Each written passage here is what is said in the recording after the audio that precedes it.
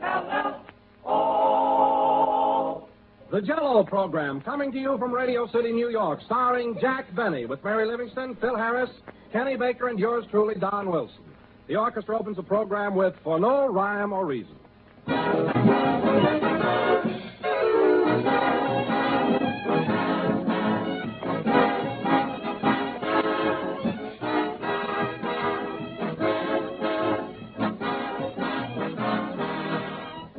From California to New York, from Maine to Texas, every home has one common problem, and that's meal planning. You want to keep the family happy. You want to keep their appetites interested. Well, there's where Jello is a great big help. Jello is one dessert the family always likes because, first of all, there are so many different ways to serve it. With fruits or nuts or whipped cream, molded in shimmering layers of 2 and 3 lovely colors, or just served perfectly plain. A grand dessert any time.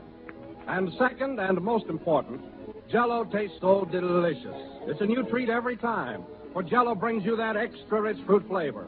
A wonderful real fruit goodness that makes every Jello dish a triumph.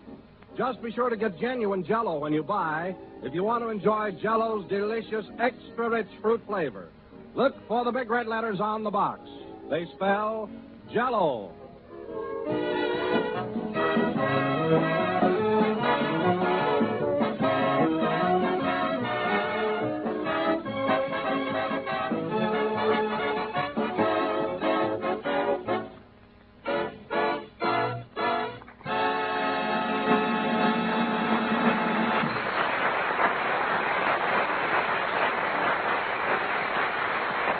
And now, ladies and gentlemen, let us welcome to New York that little ray of California sunshine. That shivering, quivering, ice-kissed comedian, Jack Benny.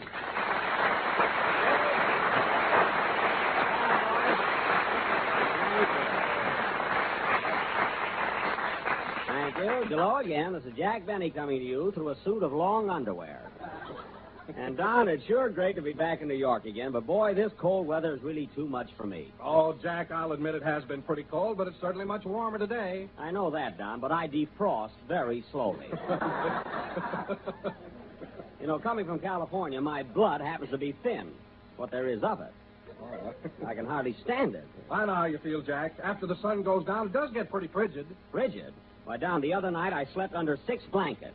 I felt like the bottom wheat cake. But cold or no cold, it's good to be back in old Manhattan, huh? Well, tell me, Jack, you've been in town now since Thursday. What have you been doing with yourself? Oh, I've had a lot of fun, Don. I saw some shows, went to a couple of nightclubs, and last night I was invited over to Fred Allen's apartment for dinner. Oh, Fred Allen, huh? Yeah, he and I are pretty good friends now. You know. Well, I'm glad to hear it. Has Fred got a nice apartment? Oh, how could I tell, Don, with all that laundry hanging in the living room?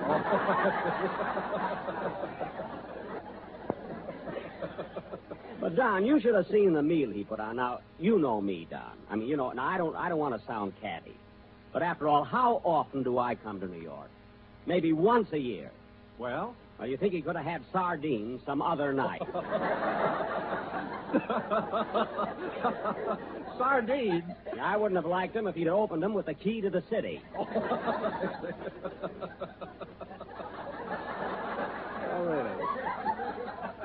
I got even with him, though. When I left, I took 3 spoons back to the automat. Wait till he finds that out. Huh? Gee, it doesn't seem possible that Fred would invite you to dinner and serve that kind of a meal. Well, he did. And wait a minute. Here's the payoff. No, the only ones there were Fred, Portland, Mary, and myself. And when we got through eating, Fred asked me to get up and make an after-dinner speech. An after-dinner speech? What was that for? Well, he was hoping I'd say something that he could use on his program next Wednesday. Oh. You know. Oh, I get it. I fooled him, though. I got up and recited the Gettysburg Address in French.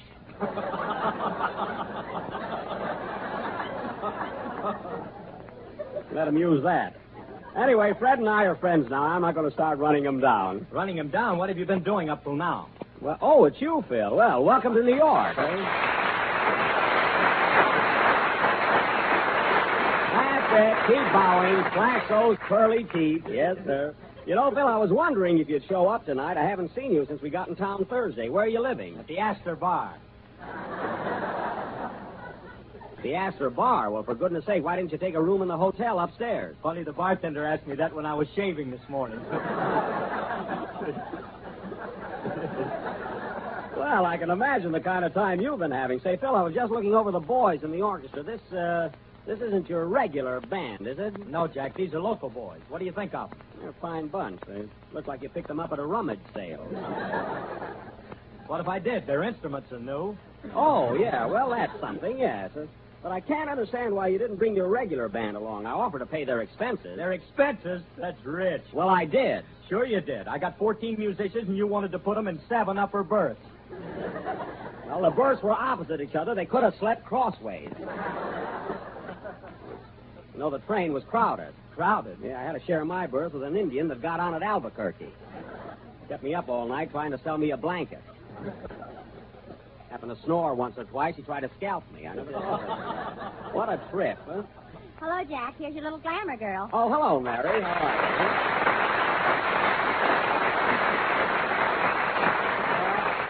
you? That's it, Mary. Keep bowing. Show your silly hat.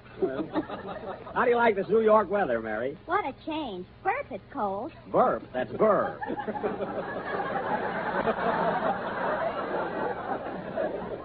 Burp.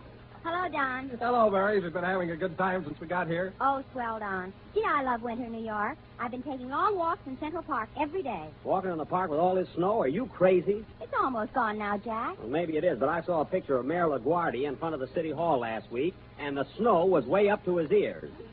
Oh, how high is that? Plenty high. He was standing on Grover Whalen. Now, that's silly. What was Grover Whalen doing under the snow? He was keeping his gardenia fresh.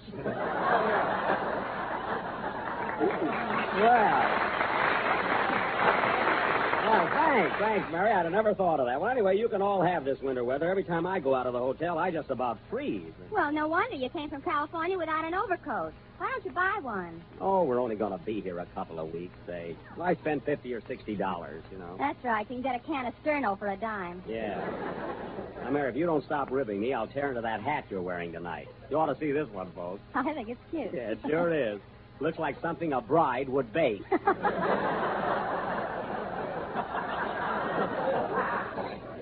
That's what the girl in the store said. Well, she was sure clicking. Say, Phil, we got a long show to do. How about a number? Huh? Okay, Jackson.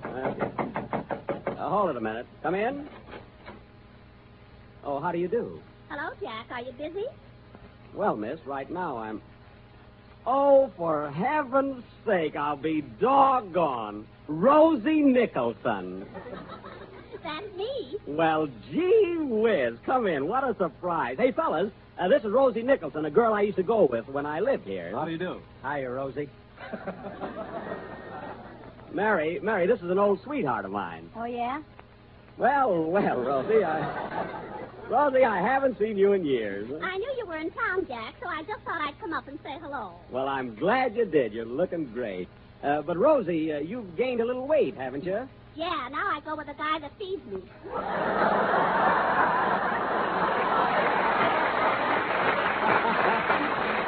Oh, boy, so the same sense of humor, but you haven't changed, though, Rosie. Really, you're a blonde now, and you were a blonde when I met you. That's right. Yeah. A lot of peroxide has gone over the dam since then.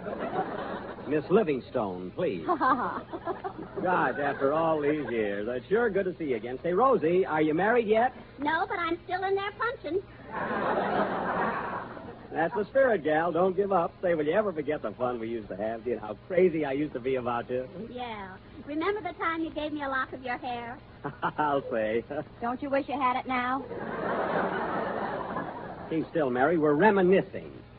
Say, Rosie, let's sit down and talk over old times, huh? All right, Jack. Play, Phil. Hey, Rosie, will you ever forget the time you got fired from the delicatessen for giving me extra pickles?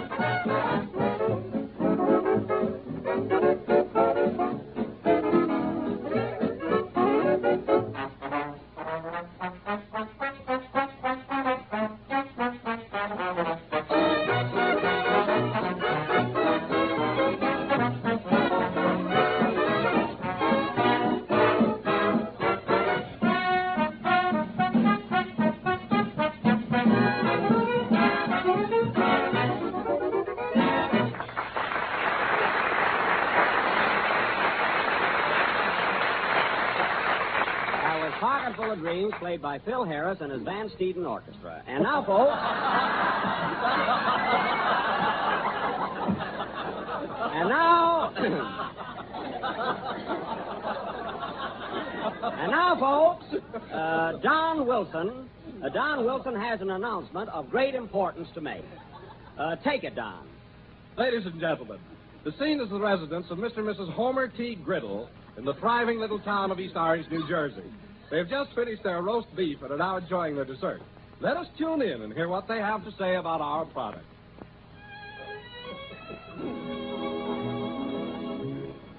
Gee, darling, this is a swell dessert. It's so appetizing. What do they call it? I'm glad you like it, Homer. It's called... My, it's delicious. And tempting, too. Tell me, dear, is this the only flavor it comes in? Lordy, no, honey. This economical dessert comes in... Well, it's simply wonderful. I hope you serve it often. Oh, sweetheart, is there any way of telling this from other similar desserts? Yes, indeedy, precious. All you have to do is look for the... Well, I must run along now. I have an appointment at the office. Where is your office? It doesn't say here.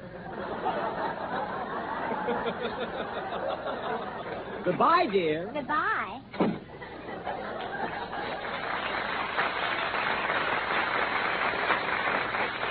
Ladies and gentlemen, I venture to say that this happy couple were eating Jello. It is economical, easy to make, and comes in 6 delicious flavors. And now, folks, to resume in a lighter vein, tonight as we are visiting to New York, we are going to present an original murder mystery. A play that we feel... Hiya, Jack. Am I late? Oh, a little bit, Kenny, but it's all right. It's all right.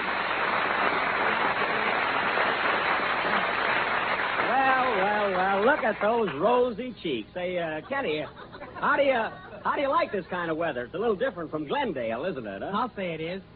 And you know, Jack, this is the first time I've ever seen snow. Well, it looks beautiful, doesn't it? It tastes good, too.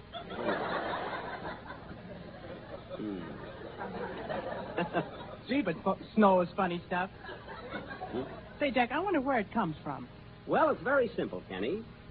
Snow is fundamentally rain. But due to atmospheric conditions, the moisture in the clouds condenses into minute crystals. And these tiny particles fall to the earth in dainty white flakes. Well, shut my mouth. Well, it serves me right for even attempting an explanation. Now, why don't you tell him about the stork?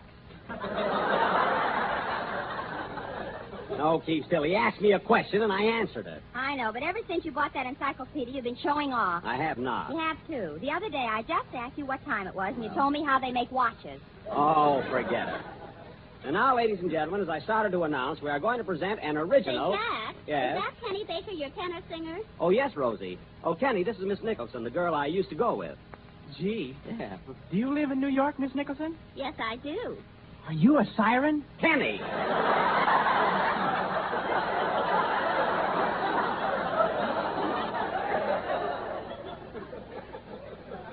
You'll have to excuse him, Rosie. He's been reading the wrong kind of magazines. And now, folks, as I started to announce, Kenny, stand still and stop scratching. Tonight, we are going to present an original detective thriller entitled Murder in the Movies. Now, in this gripping drama, Phil Harris will be sergeant of police. Don Wilson will be lieutenant, and I will be the captain. We knew that. Phil, if you're not happy here, I can arrange a taffy pull with your contact. You see, they'd like that.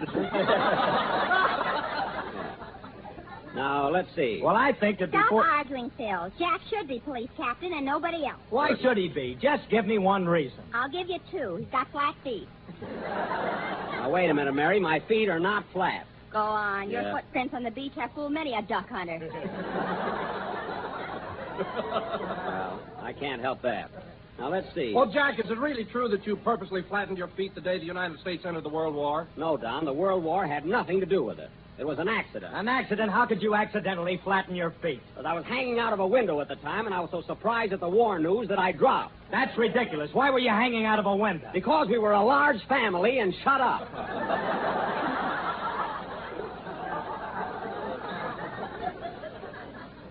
Let me ask you something, Phil. Where were you during the World War? I was in kindergarten.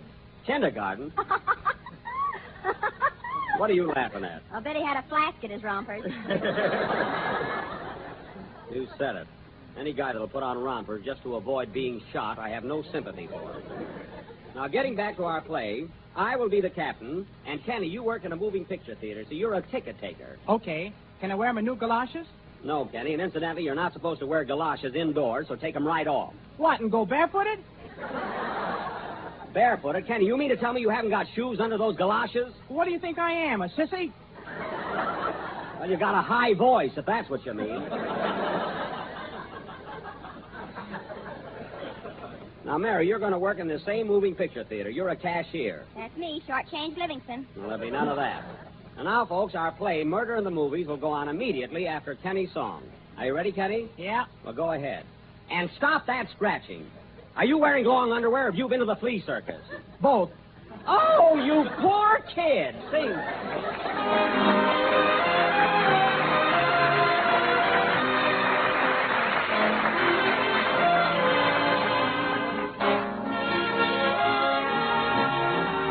Let me hear you say it with a kiss.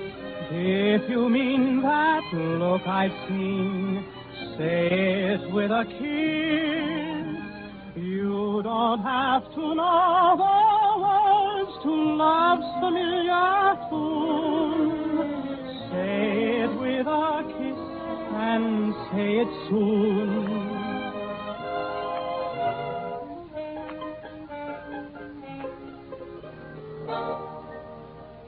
My eyes have looked at you and found you fair. My heart's been asking me if you could care. And now my heart and I are standing by. We await your reply. Let me hear you say it with a kiss. If you mean that look I've seen, say it with a kiss. There is wine and candles shine and music in your lips, magic in the touch of your fingertips. Words may not convey. Say it with a kiss, and your look might speak a book that my eyes might miss. You don't have to know the words to love's familiar tune. Say it with a kiss and say it so.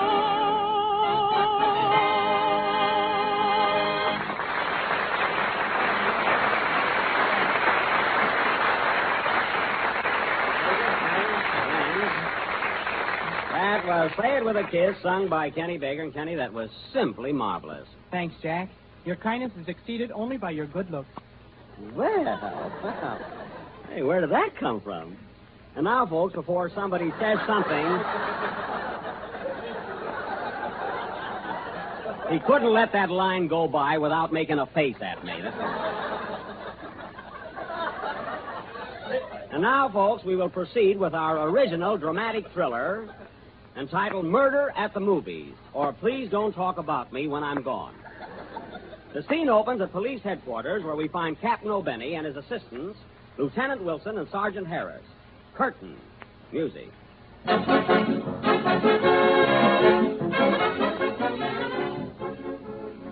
Now listen, men. Things are going from bad to worse. The chief just called me up and said we better clean up the crooks in this district or else. Oh, we're doing all right. Doing all right. Now listen, Harris. You were on duty in Central Park last night when two men stole an elephant from the zoo. And you let them get away with it. Well, they told me they were Barnum and Bailey. I wouldn't care if they were Damon and Pythias. Which they probably were. Well, I'm sorry, Chief. Sorry. And you, Wilson, you're a fine-looking policeman. Why are you wearing your badge on the seat of your pants? The patch fell off. Oh. Well, listen, fellas, I want action around here. Action. I'll fill this jail if I have to serve $1 dinner.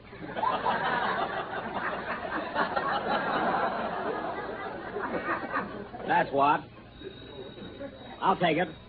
Hello, police headquarters. Hello, police headquarters. Hello, Cap. This is Mamie Livingston, cashier at the Bijou Theater. Oh, hello, Mamie. How's Trix? Fine. She just had pups. I don't mean that. What did you call me up for? Better get over here right away, Cap. A fellow was just murdered right in front of my box office. Gee, was cute.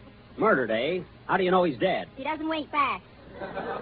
I see. Well, tell me, when did this murder happen? 3 hours ago. 3 hours? Why didn't you call me before? I was selling a ticket to a Scotchman. Oh. Well, hold everything, Mamie. We'll be right over. What's up, Cap? Plenty. There's been a murder in front of the Bijou Theater. We better get over there at once. Right with you, Cap. Now, this may be dangerous, so take everything you need. Oh, Harris, where's your bulletproof vest? At the cleaners. I'm going to a party tonight. Oh, I was lucky you got an excuse. Come on, man. Let's go. Gee, it's cold out tonight. Sure, it's cold. You ought to buy an overcoat. Oh, I can stand it. There's the police car. Let's go.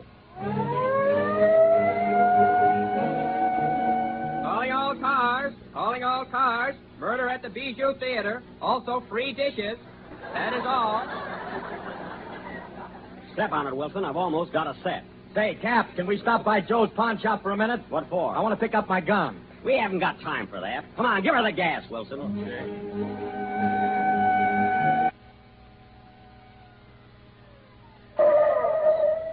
Here's the place, fellas. All right, break it up, men. Now stand back, everybody. There's the body, Cap. Yeah. Help me lift him up, fellas.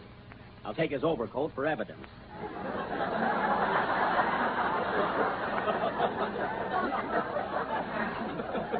Evidence? Shut up. Now, let's see. Well, he was shot right through the little finger. Little finger? How could that kill him? He was scratching his head at the time. There's Mamie in the box office. I'll get the lowdown from her. Hello, Mamie. Hello, Cap. I'm glad you got here. Now, listen, Mamie. Now, tell me all you know about this murder. Well, Cap, I was sitting here selling tickets when all of a sudden... How many, please? 2 on the balcony. Thank you. All right, Mamie, all right. What happened? Well, anyway, I heard a shot, and all of a sudden... How many, please? 6. I want to lie down.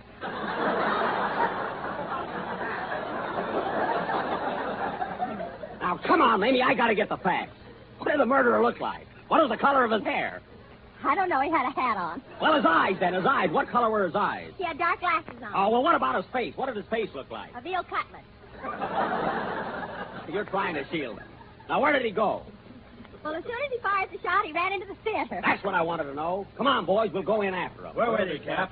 There's the doorman. Hey, buddy, did a man come in here a few minutes ago with a gun in his hand? Yes, sir, he did. Was the gun smoking? Yes, so I made him sit in the loges.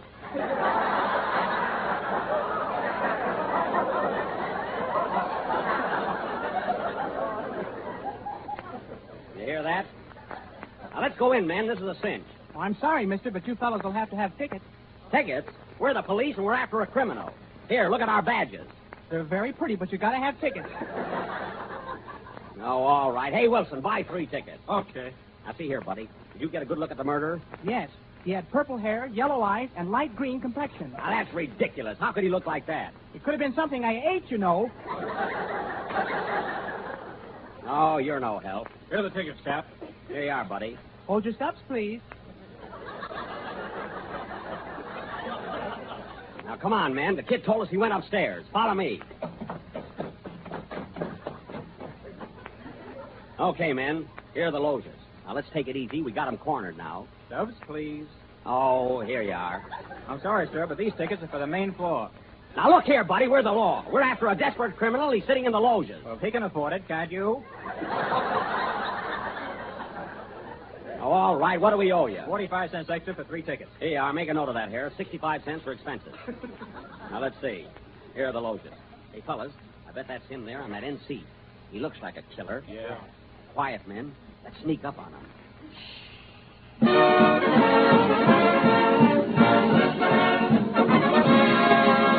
Oh, darn it, there's the newsreel. Philadelphia, Pennsylvania. Army beats Navy 14-7 in thrilling football game. The crowd is in a frenzy as Army scores its first touchdown. Wow, look at that guy run. Harris, you're here on business. New York City, New York.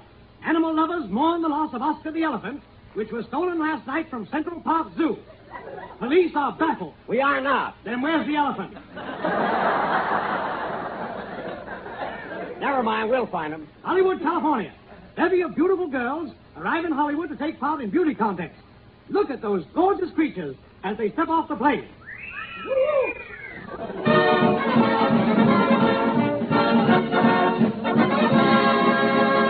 Well, thank heaven that's over. Now, come on, men. We got to catch that murderer before he gets away. Hey, Cap, there's a fellow with a gun sitting over there by the door. That's the guy we want. Come on.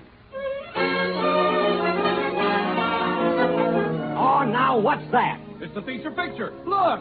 Yeah, there's the title. Jack Benny and Artists and Models. Why, that's my old picture. We can't nab that guy now. We'll have to wait until it's over. Oh, no, you don't. I'm not going to sit through this. Take it away. I give up. I surrender. What? I confess. I killed him. I'm the murderer. But I'm not going to sit through this picture. I'm going to hang, you hear me? Hang! Hang! Blast the bracelets on the men and take them away. I'm staying for the picture. Play, Phil. Here's a trick every housewife ought to know about. It's a quick and easy way to add new excitement to your dinner table tomorrow night.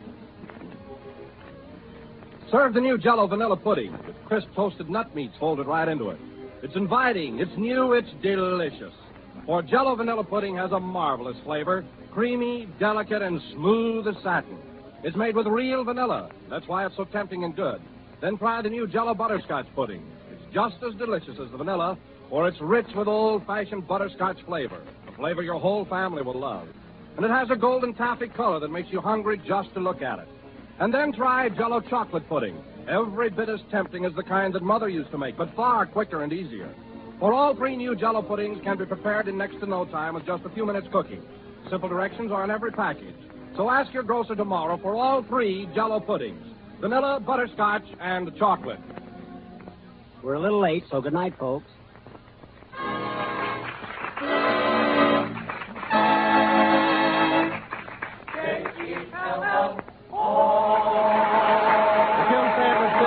From Going Places, Kenny Baker appears on the Jello program for courtesy of Marvin Loy Productions. This is the National Broadcasting Company.